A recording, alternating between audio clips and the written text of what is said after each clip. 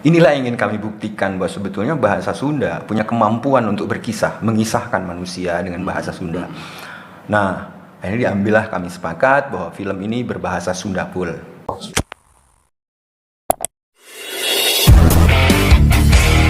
Assalamualaikum warahmatullahi wabarakatuh. Bertemu lagi di dalam podcast Apa Kabar .news. Teman-teman sekalian, kali ini Apa Kabar .news akan mengangkat topik yang lain daripada yang lain, soal film. Nah, awal tahun ini kita mendengar berita ada film berbahasa Sunda yang dapat penghargaan dari Berlin di Eropa. Nah, film ini diangkat dari karya budayawan Ahda Imran dari buku Jais Darga Namaku bab satunya itu bercerita tentang Nana. Nanti kita ngobrol ya. Nah, bersama saya hadir penulis skenario film Nana. Film Nana ini judul bahasa Inggrisnya Before, Now and Then. Sekarang lagi beredar di Eropa. Nah, menariknya seperti saya tadi katakan, film ini berbahasa Sunda. Jadi kita sebelum Indonesia merdeka ada film berbahasa Sunda, Lutung Kasarung. Nah, sekarang setelah zaman kemerdekaan baru kali ini ada film full berbahasa Sunda. Judul filmnya Nana atau dalam bahasa Inggrisnya Before, Now and Then. Bersama saya hadir Kang Ahda Imran. Apa kabar Kang Ahda? Baik, tos dulu. Nah, Kang Ahda ini seorang budayawan, wartawan, seniman, dan ya julukan-julukan budaya seni melekat pada Kang Ahda. Nah, Kang Ahda ini menulis buku Jais Darga Namaku, dan bab satu inilah yang kemudian menjadi film Nana. Ya. Nah, Kang Ahda, saya ingin mendapat informasi karena film ini kan belum beredar ya di kita ya, masih berkeliling di Eropa. Ya. Suatu saat akan ke Indonesia. Nah, kenapa harus berbahasa Sunda? Karena apa Anda yakin akan laku gitu? Iya, pertanyaannya juga, jawabannya juga adalah pertanyaan, Kang Budi.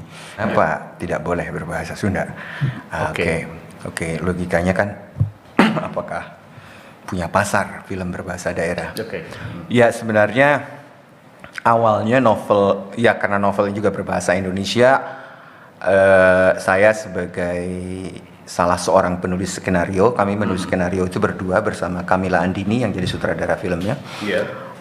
Awalnya skenario juga berbahasa Indonesia, cuma kemudian dalam perkembangannya ketika kami berunding dalam proses produksi, tiba-tiba mencoba melihat bahwa sesuai dengan konteks masa itu, yaitu tentang apa yang terjadi di Jawa Barat, lalu konteks sosial budayanya adalah Sunda, mengapa tidak dengan berbahasa Sunda saja. Nah, saya kira ini menjadi sangat, bukan hanya penting tapi juga sangat penting, karena selama ini kalau kita lihat film-film berbahasa daerah atau film-film bahasa daerah atau yang berlogat daerah gitu, dalam industri hiburan itu selalu stereotipnya itu bodor, lalu lucu-lucuan, lalu kemudian tokoh-tokohnya itu misalnya orang-orang naif, menengah ke bawah gitu ya. Kita lihat saja dalam sinetron misalnya, walaupun dalam sinetron kita lihat tokoh-tokoh yang punya latar atau berbicara dengan lentong Betawi, Sunda atau Jawa, itu selalu kan masyarakat menengah ke bawah, tukang ojek, pembantu rumah tangga, simbo gitu ya. Nah, lalu karakternya pun naif, hanya untuk ditertawakan gitu kan. Pandangannya seakan-akan daerah dan orang daerah itu seperti itu sifatnya gitu loh, atau karakternya. Nah, kami lalu ingin mengambil film ini berbahasa Sunda, bahwa sebetulnya kemampuan bahasa Sunda itu bukan hanya untuk bobodoran, bukan hanya untuk kabayan gitu ya. bukan seperti kita lihat ya film Kabayan Sabah Desa misalnya yang dimainkan oleh Didi Petet. Iya, Itu kan iya. film berbahasa Indonesia sebenarnya, cuma dengan gaya diucapkan dengan bahasa Sunda lantong. Iya, iya, Cuma kan filmnya jadi bobodoran, lucu-lucuan gitu. Nah, stereotype bahasa itu sangat kuat ya. Stereotype bahasa Sunda untuk bobodoran itu. Nah, seakan-akan bahasa Sunda itu tidak memiliki kemampuan untuk berkisah. Nah, inilah yang ingin kami buktikan bahwa sebetulnya bahasa Sunda punya kemampuan untuk berkisah, mengisahkan manusia dengan bahasa Sunda. Nah, ini diambillah kami sepakat bahwa film ini berbahasa Sunda full. Nah, karena kata Rasulullah semua harus diserahkan pada ahlinya. Nah, saya tidak punya kemampuan untuk itu, lalu ya saya serahkanlah kepada para seniman, sastrawan-sastrawan dan penggiat bahasa Sunda. Sebenarnya sebagai info, sebetulnya Kang Ahada ini orang Padang, jadi dia lahir di Bandung ya? Iya, enggak, saya lahir di Payakumbuh. Lahir Payakumbuh, jadi besar di Padang. Jiwanya sebenarnya Enggak, saya besar di Bandung, Kang. besar di Bandung ya? Ya, jadi saya ya umur 3 tahun sih saya udah di Bandung, Iya, ya iya, di Cimahi. Jadi saya poligami kan, poligami kultur ya. Nah, jadi itu akhirnya saya serahkan ke Pak Kang Taufik Faturrahman, lalu kemudian diterjemahkan oleh Kang Tatang Sumarsono, skenarionya menjadi bahasa Sunda. Nah, dalam praktiknya kemudian kan jadi masalah. Karena beberapa pemain, ya kecuali Happy Salma dan Rike Diah Pitaloka kan orang-orang Sunda kan. Nah, tapi beberapa seperti Laura Basuki, Arswendi Nasution, lalu juga beberapa pemain-pemain lainnya itu kan nggak punya nggak punya latar Sunda dan belum pernah berbahasa Sunda satu kalimat pun. Ya. Ada sebentar, sebelum melangkah lebih jauh, bisa diceritakan dulu sebetulnya cerita Nana ini apa? Nana ini kan cerita seorang perempuan Sunda tahun 60-an ya? Iya. Yang ditinggal mati oleh... Iya, ya. Film ini sebetulnya bercerita tentang seorang perempuan bernama Raden Nana Sunani yang di tahun revolusi tahun 49 atau tahun 47-48 di Limbangan suaminya diculik atau dipaksa menjadi tentara oleh satu gerombolan. Lalu kemudian dia juga dipaksa untuk menikah dengan salah satu anggota gerombolan itu. Iya. Lalu kemudian dia kabur ke Bandung. Kabur ke Bandung, lalu dia menikah dengan Raden Dargawijaya. Nah, disitulah sampai tahun 50-an. Nah, jadi film ini sebetulnya bertutur tentang konteks film ini Indonesia tahun 49 dan Indonesia tahun 60-an ketika terjadi perubahan besar dalam revolusi. Nah, film ini seluruhnya bercerita tentang sebuah keluarga. Tentang sebuah keluarga di satu tahun yang genting, di mana kegentingan sosial politik itu masuk ke dalam rumah gitu. Tapi melalui radio, melalui percakapan orang lain gitu loh. Nah, film ini sebenarnya gagasan atau lebih disebut gagasan tematik film ini sebetulnya bercerita tentang bagaimana seorang perempuan bernama Raden Nana Sunani berani mengambil keputusan besar dalam hidup dia. Keputusan besar pertama ketika dia lari dari Limbangan menuju Bandung. Keputusan kedua adalah ketika dia meminta cerai kepada suaminya gitu ya, karena persoalan konflik antara menak kampung dan menak kota. Nah, itu film itu. Jadi sebenarnya film itu mengangkat hal-hal biasa yang bercerita tentang seorang perempuan, kisah-kisah perempuan, biografi atau narasi kecil, narasi kecil dalam sebuah rumah, sebuah keluarga. Gitu. Nah, ini kan pemeran utamanya Happy Salma ya, dan tadi Kang Ahada menceritakan bahwa setting sosialnya itu tahun 50-60, lokasinya Sunda sangat kental dengan budaya Sunda. Nah, apa kekurangannya kalau misalkan dengan setting sosial di Jawa Barat, pelakunya orang Jawa Barat, tapi bahasanya bahasa Indonesia, itu nanti akan keanehan seperti apa kalau nanti jadi film gitu?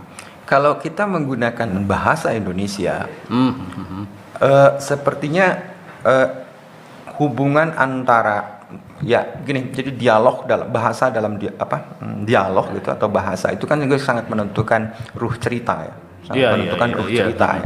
Nah, bagaimana misalnya film dengan kultur Sunda ya, konflik Sunda khas Sunda, tiba-tiba tokohnya berbahasa Indonesia. Oke. Nah, oke. Lalu pada tahun itu juga, di tahun-tahun 40-an, di tahun-tahun 50-an, itu kan orang masih kuat menggunakan bahasa lokal.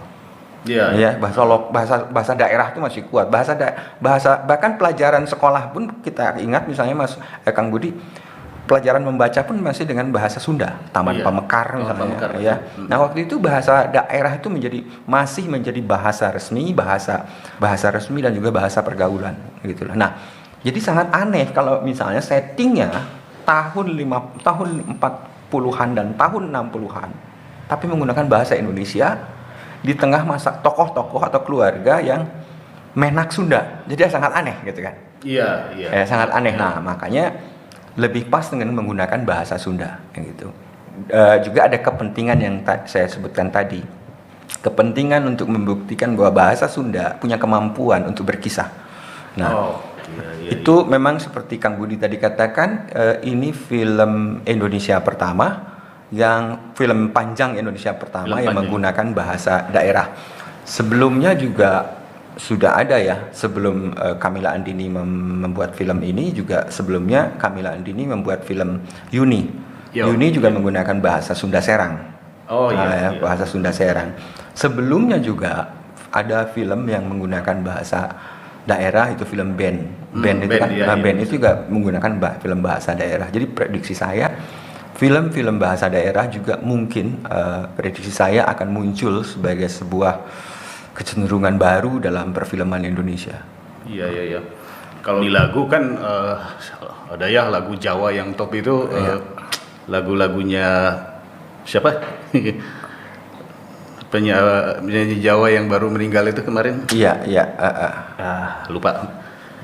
Nah, Kang Ahda, saya ingin menggali proses kreatifnya ya. Kalau tadi Kang Ahda bilang bahwa sebetulnya pemain filmnya kan di sini ya ada Happy Salma, Laura Basuki, Arsweni Bening, suara Ibnu Jamil, dan yang dari sekian bintang itu yang orang Sunda kan cuma 2 ya. Satu Happy Salma dan Rike dia Pitaloka. Yeah. Nah, kalau Happy Salma, Rike oke lah, dia bisa berbahasa Sunda. Nah, saya ingin menggali ke teknis bagaimana melatih orang-orang yang bukan orang Sunda ini, ya.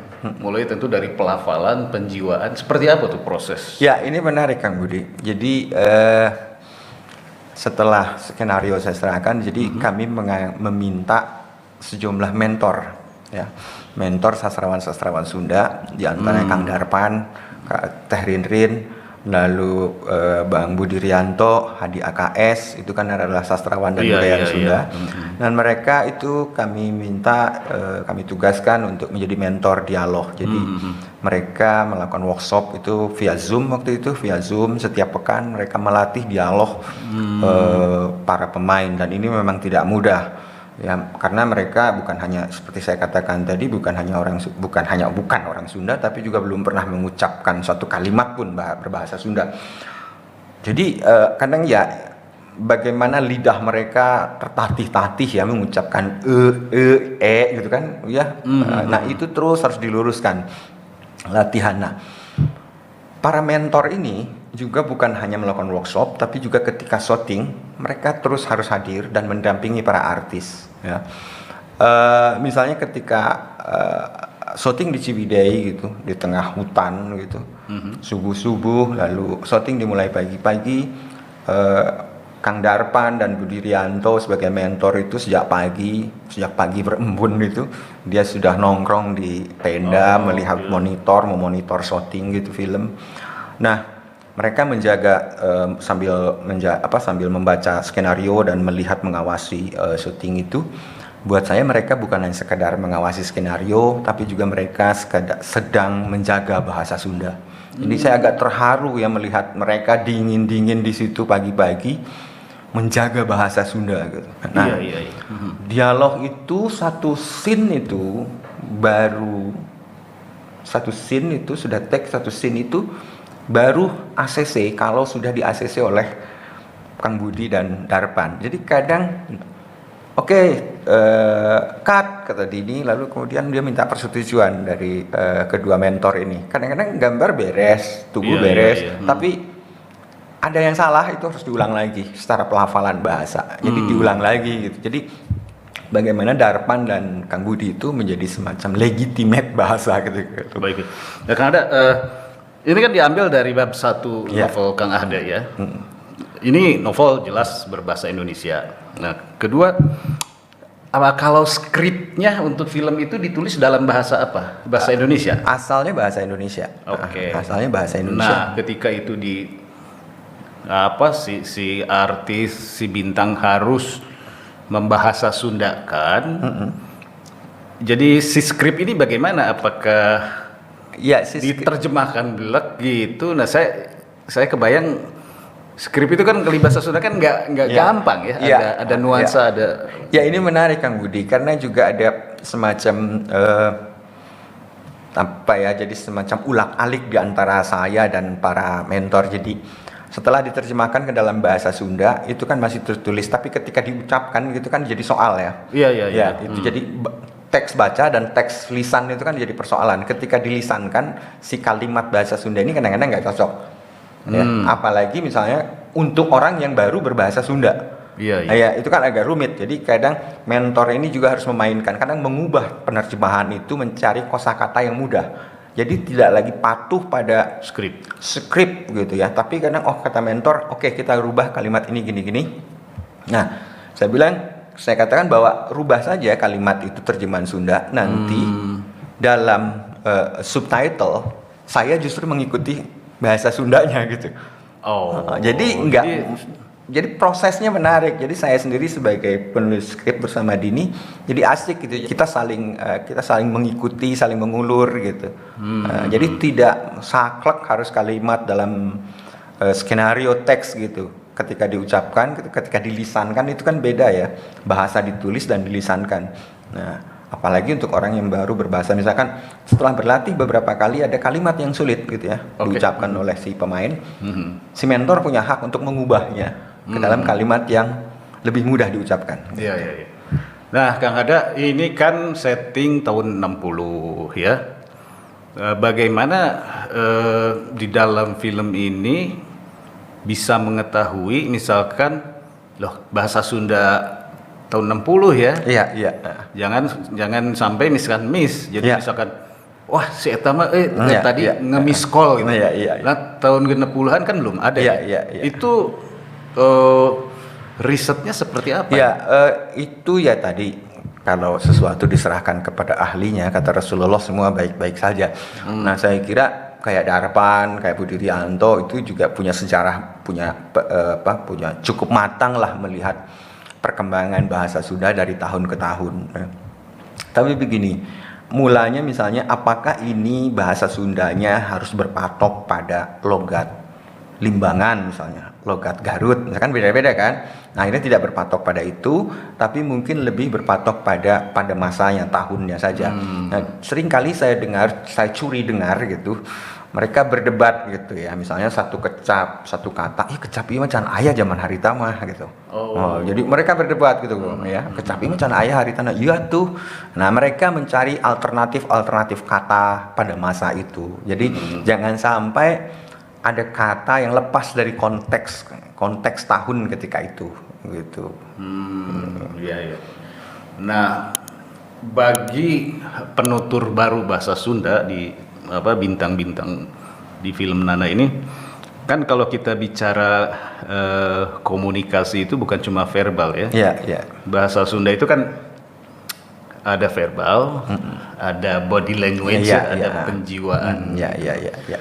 Nah, tentu meskipun misalkan ini menggunakan bahasa Sunda, tetapi si bintang ini tidak menjiwai bahasa Sundanya, kan sebetulnya komunikasinya jadi gagal. Iya.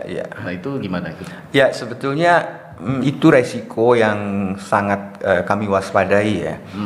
Sebab dari berbagai film dengan latar berbahasa daerah atau latar budaya daerah kebanyakan seperti yang terjadi sekarang ini beberapa tahun belakangan ini, itu biasanya atau seringkali pendekatan konteks kultur lokal itu jadi semacam hanya mengajar eksotismenya saja gitu loh. Eksotisme saja tapi tidak masuk ke ruh budayanya gitu ya. Beberapa film misalnya dengan konteks budaya Nusa Tenggara Timur lah ya. Walaupun dia tidak menggunakan bahasa daerah tapi menggunakan bahasa Indonesia tapi dengan gaya bahasa setempat gitu ya, bahasa Indonesia dengan dengan gaya bahasa, aksen bahasa setempat, itu juga seringkali luput atau salah gitu loh.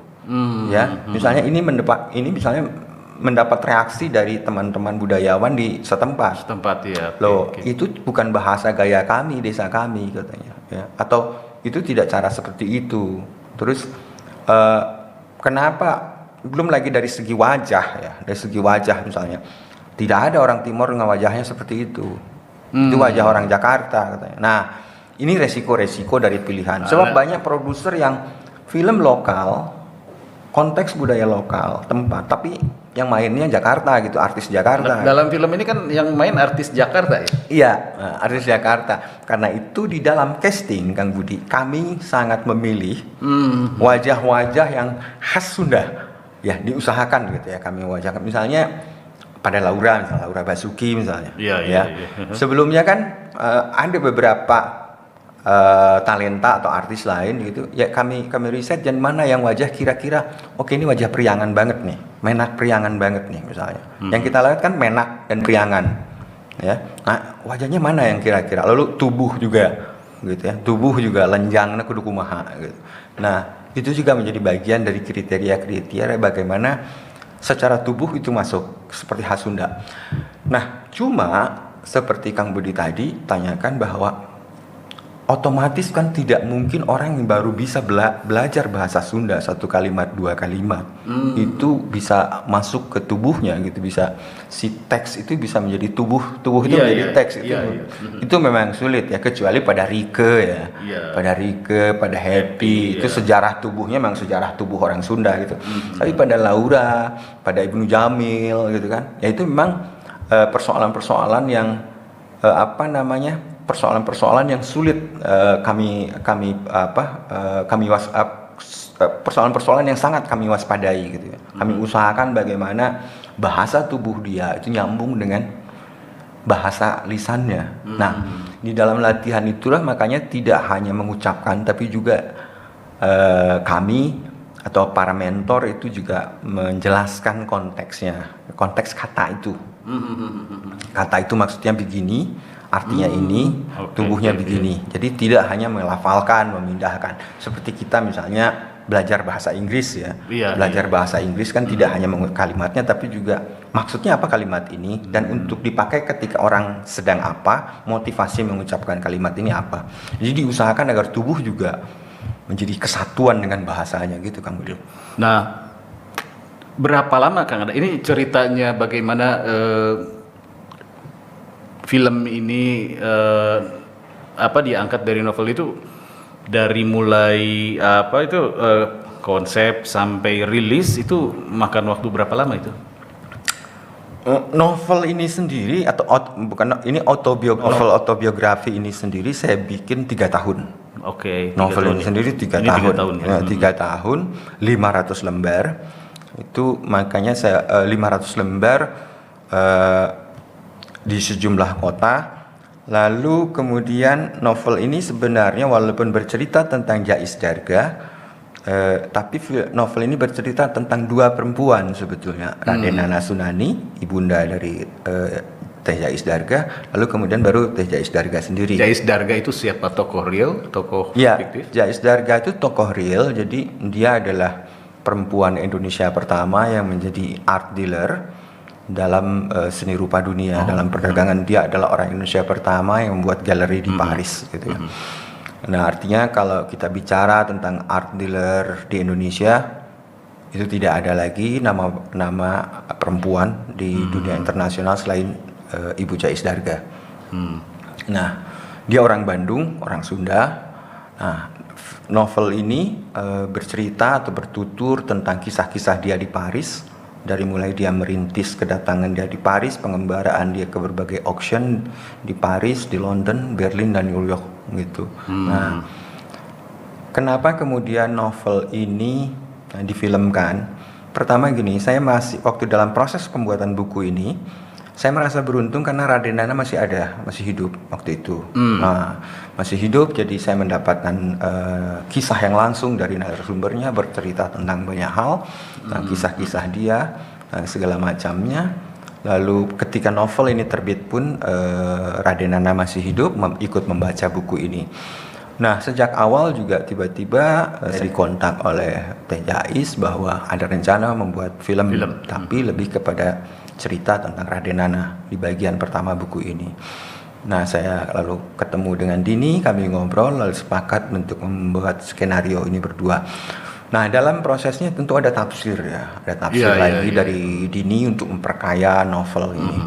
Nah, misalnya ada beberapa tafsir latar-latar yang kami ciptakan gitu untuk menyambungkan satu konsep bareng gitulah. Nah, jadi buku ini adalah tafsir atas itu, tapi tafsirnya tidak terlalu jauh menyimpang, tapi malah tafsir itu memperkaya suasana novel ini, suasana konflik Raden Nana. Nah, ketika ini diputuskan filmnya akan berbahasa Sunda, nih dari keluarga Nana sendiri nggak ada keberatan? Oh, tidak ada jadi masalah karena itu kan ibunya Teh Jais ya. Iya, ibunya Teh Jais, bahkan Teh Jais mendedikasikan film ini untuk ibunya. Oh, oke. Mendedikasikan film ini untuk ibunya gitu. Iya. Nah, Kang Ada kan satu ini tentu buku ini kan lama ya, 3 tahun ya. 3 tahun. Kemudian mengangkat ke filmnya itu berapa lama itu? Ditambah kan 2 tahun ya prosesnya ya, 2 tahun filmnya cukup lama juga sih waktu ya, karena lama itu karena persoalan pandemi juga ya Kang Budi. Oh ya, pandemi. Tapi juga. Kalau persoalan perubahan teks atau perubahan dialog dari bahasa Indonesia ke bahasa Sunda itu menambah waktu ya? Iya, menambah waktu juga. Jadi penyari tilawahan atau penerjemahan penyari tilawahan juga menuntut waktu lama gitu ya, jadi proses diskusinya gitu. Nah, saya dengar bahkan katanya di dalam proses bukan cuma pas acting ya, jadi pas dialog makan siang dengan kru bercandanya itu pakai bahasa Sunda katanya. Kami mengkondisikan para artis itu dalam bahasa Sunda. Jadi mengkondisikan semua bergurau itu juga untuk mereka juga kadang ragu, tapi juga ya mereka juga saya senang ya seperti Laura Basuki gitu. Mereka sangat profesional bekerja, jadi punya keintahuan besar tentang bahasa Sunda. Dia selalu bertanya, misalkan apa kalimat ini artinya. Jadi kalau saya bertanya tos tuang, terus dia selalu bertanya apa artinya apa bedanya dengan dahar gitu ya. Artinya dia selalu menanyakan. Memang yang paling repot itu ya seperti kita alami lah, undak usuk bahasa misalnya. Tapi kami, saya dan teman-teman tidak mencoba membawa mereka ke tingkat kesulitan itu gitu. Ke tingkat kesulitan itu. Mereka lebih banyak kesulitan yang mereka alami tentang lebih kepada lentong ya, kumaha itu kayak gitu. Mereka agak repot juga mereka agak repot juga gitu. Iya. Itu seperti siapa Ibnu Jamil dan artis-artis lain yang bukan Sunda. Iya. Mereka senang tentu ya. Mereka senang. Jadi tantangan juga ya bagi buat mereka. Ini pengalaman menarik ya.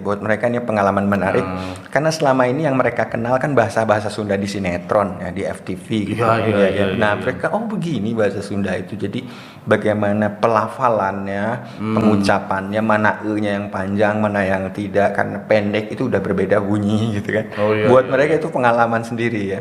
Terus juga Arswendi juga apalagi, Arswendi sangat atraktif, dia harus belajar tari kursus gitu.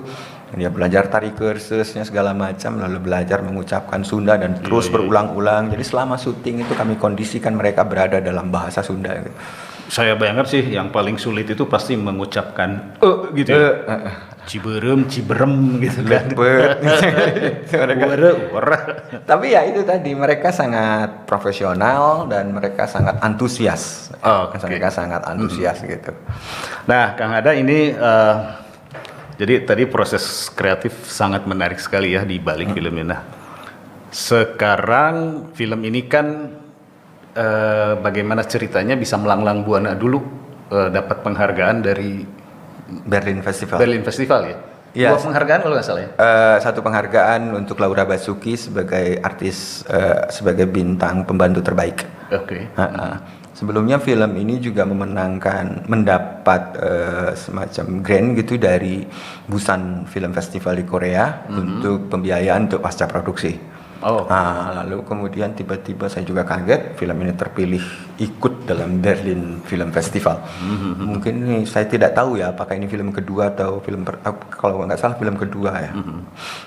Itu selama 70 tahun belum pernah ada sutradara perempuan Indonesia yang masuk ke dalam festival ini. Jadi ini film Sudah baru bulan lalu ya penghargaannya. Saya baca itu 20 Februarian. Iya. Ya, menarik nih. Nah, Kang Ahda ini kan film festival. Nah, tentu tadi ada pertanyaan nyinyir saya di awal. Ini bakal laku nggak itu? Ya. Bagaimana pertimbangan? Saya kira gini. Saya melihat tidak ada etnis yang sangat mencintai bahasanya kecuali orang Sunda. Ya, reaksi kemarin dari Arteria Dahlan itu sendiri sangat luar biasa. Jadi film ini, pengumuman film ini ikut festival itu hanya selang sehari setelah Arteria Dahlan gitu loh. Oh, iya. Jadi film ini seolah-olah menjawab cemooh Arteria Dahlan gitu loh. Film ini seolah-olah menjawab Arteria Dahlan. Nah, lalu apakah pasarnya? Saya kira orang-orang Sunda, pasar sendiri, Jawa Barat sendiri adalah pasar. Iya.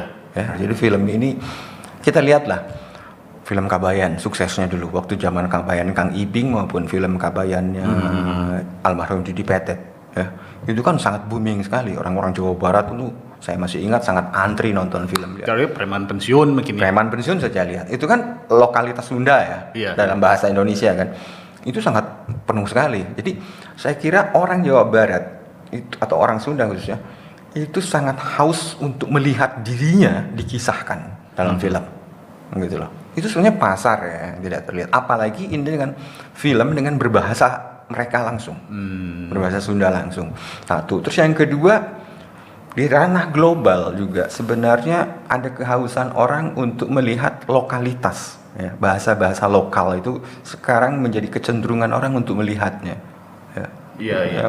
Sekarang film Yuni saja, ya, film Yuni memenangkan beberapa festival. Ya lepas dari persoalan bahasa yang dia gunakan ya.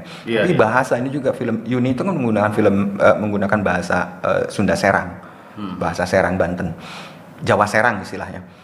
Nah itu juga sangat kuat ya kualitas dan bagaimana ketika di bioskop-bioskop Jakarta maupun Bandung anak-anak muda tiba-tiba merasa punya kewajiban untuk nonton film Yuni gitu. Nah, yang dalam teori sosiologis kan kita tahu sebuah film itu menjadi laku atau sebuah lagu atau seni atau karya apapun itu sebuah lagu akan laku atau ini kalau masyarakat itu merasa melihat representasi dirinya dalam film itu ya. Nah itu biasanya sangat enak. Saya berharap juga film ini akan melihat bagaimana semua orang, bukan hanya dalam persoalan etnis kesundaan, tapi juga semua perempuan bisa melihat representasi dirinya di dalam film ini. Karena film ini juga sebetulnya secara filosofis berbicara tentang apa itu kata tidak bagi perempuan. Gitu loh. Jadi bagaimana keberanian perempuan mengambil satu keputusan besar dalam hidupnya. Ya, itu lepas dari persoalan Sunda, Jawa atau apapun gitu loh. Tapi pada masa itu ada seorang perempuan yang berani mengambil keputusan besar dalam hidupnya, gitu, Kang. Ya, Kang, ada kalau kita lihat sebenarnya di dunia tarik suara ya sekarang lagu-lagu Jawa itu populer ya di kalangan anak-anak muda gitu ya. Nah, ya mudah-mudahan lah ya film-film berbahasa lokal juga akan naik. Tapi sebetulnya apa yang mendasari prediksi Kang Ahda bahwa film-film berbahasa daerah akan booming? Ya apa sih prediksinya? Tiba-tiba ada satu, saya tidak tahu apakah benar atau tidak, salah ya. Tiba-tiba kata nasional itu menjadi lapuk ya sekarang ya. Identitas nasional itu mengalami pelapukan ya. orang mulai mencari lagi hal-hal yang sifatnya primordial gitu, ya. Primordial dalam artian kita lihat sekarang beberapa film sejarah itu menarik ke wilayah-wilayah persoalan lokal lagi, persoalan primordial lagi, sang pencerah, ya kan? Lalu film tentang pastur yang dimainkan oleh Nirwan Dewanto itu, Sugia itu judulnya. Lalu film Ahmad Dahlan, orang tiba-tiba punya kehausan lagi untuk melihat jantung primordialnya, akar primordialnya. Ya, film-film ini. Nah, karena itulah film-film daerah, film-film dengan konteks bahasa daerah gitu ya, bukan hanya budaya daerahnya, tapi konteks film-film dengan bahasa daerah, saya kira akan mengalami kecenderungan ke depan. Begitulah. Nah, Jawa Barat atau Sunda itu sangat kaya dengan itu. Gitu. Begitu kalau Jawa Barat, film bahasa Cirebon gitu, itu punya potensi untuk dianggap film. Dan sumbernya saya kira sangat banyak novel-novel berbahasa Sunda yang sangat bagus ya, yang sebenarnya kalau diangkat ke film itu akan sangat menarik gitu. Film-film, novel-novel, baik novel A.A. Mamilia, ya, novel Deden A. Aziz, itu novel-novel karya-karya para sastrawan Sunda itu, saya kira itu potensi bagus, sumber bagus atau mata air yang bagus untuk diangkat ke dalam film. Setidaknya untuk melihat bahwa bahasa Sunda itu punya kemampuan untuk berkisah, bukan untuk tertawa saja gitu. Siap. Ada ini pasti dialog akan panjang ya. Wah, iya itu. Tapi ya, itu. Kita dibatasi waktu juga. Iya. Saya ingin bertanya kapan film ini akan balik ke Indonesia dan kita bisa menontonnya? Ya, Nana masih mengembara di Eropa. Malah kabar terakhir saya dapat bahwa film ini sudah di booking oleh sejumlah bioskop di Paris, di Wina, dan di Copenhagen dan di beberapa negara. Mungkin saya sendiri belum nonton film itu ya. Saya sendiri seharusnya kemarin berangkat ke Berlin, tapi karena beberapa hal saya tidak jadi. Lalu mungkin saya berharap setelah Lebaran mungkin anak pulang ke Bandung gitu. Dan saya berharap ke teman-teman apa itu pertunjukan pertamanya itu gala dinner, gala premiernya itu di Bandung gitu, dari tempat anak-anak harus gitu. Di Bandung. Baik Kang Hada, sukses, semoga Nana segera kembali ke Bandung dan kita nonton rame-rame. Tapi agar lebih pahamnya, teman-teman belilah buku ini ya.